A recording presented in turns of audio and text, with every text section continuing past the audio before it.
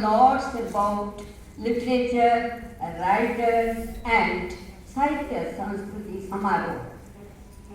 So I won't take much time because you have heard everything. I won't take much time, but I'll just say, खुशियों के सागर के पार आ गए, खुशियों के सागर के पार आ गए, लगता है मेरे गले के हार आ गए, लगता है मेरे गले के हार आ गए. Then I'll say about few points. साहित्य संस्कृति समारोह मु तार नार कहूँ साहित्य. साहित्य कहले आमे कौन बुझीथब? साहित्य कहले ये समस्तंक पाई, साहित्य समस्तंकर हित पाई. तापरे रहिला संस्कृति. संस्कृति कहले इटा हमर परंपरा. ये जो साहित्य संस्कृति समारोहटी एते किछि काम करूची से तार परंपरा को by any means भूलिनी. They are not forgotten the Sanskriti, the culture. So that is the great about Sahitya Sanskriti Samaroh. Then coming to third part, that is Samaroha, that we all know. Now we are in a Samaroha. This Sahitya Sanskriti Samaroh, it is not that only once in a year. It is celebrating it every month 2 times. I am really feeling great about this because this infant, in medical term we say infant, till 2 years we say infant.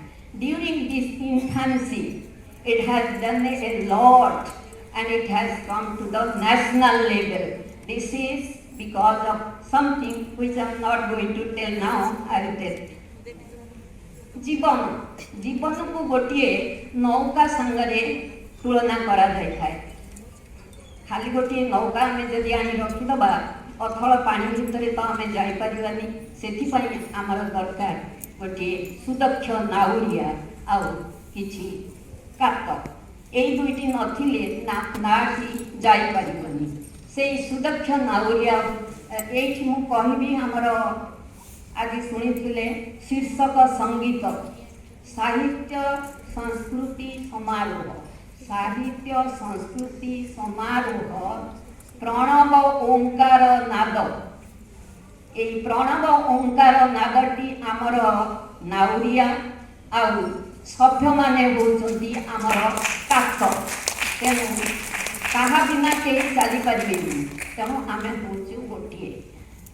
पुणी कहबी एई जो तमाने एकाठी होई करबा काम करबा सेथिपाई मु कहबी. सेथिपाई हमर आउ गोटे जिनिस भी दरकार जोटा कि समय तो के भूली जाई थांती. सेटा को आमे जानिछु हमर कला रे 64 प्रकार कला अछि. मु एठी नेबी केवल गठन कला. गठन कला रे आमे कोन गढी पारिबा जोटा आम समस्तक पाई कार्यकारी हम. सेटा होची मानविकता. मानविकता जदि आमे गढ़ी पारिबा ताहले आमे बहुत किछि प्रगति कर पारिबा. तापरे आउ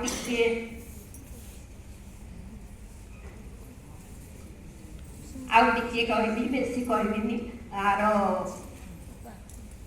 आमे जदि साहित्य रे देखिबा, आमे जदि मेडिकल रे देखिबा सेठी कौन हुए कि केवल सभ्य माने करिथांती तांकर सोसाइटी. किंतु साहित्य रे केवल सभ्य मानक द्वारा सभ्य मानक द्वारा एमिति प्रोग्राम केबे हुए नाही. अन्य माने मिसी थांती. तेणु एटा साहित्य संस्कृति समारोहर निश्चित भावे गुड पॉइंट.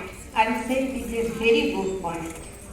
हथेली पर सूरज उग आता है, हथेली पर सूरज उग आता है, सुना था आज देख लिया.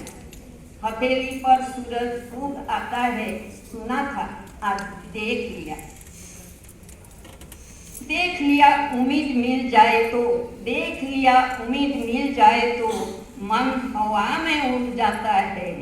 देख लिया उम्मीद मिल जाते तो मन हवा में उड़ जाते हैं. देख लिया आप लोग यहाँ पधारे, हमारे हौसले को तो पंख लगा गए मानो। आप लोग यहाँ आके हमारे हौसले को पंख लगा दिया। धन्यवाद।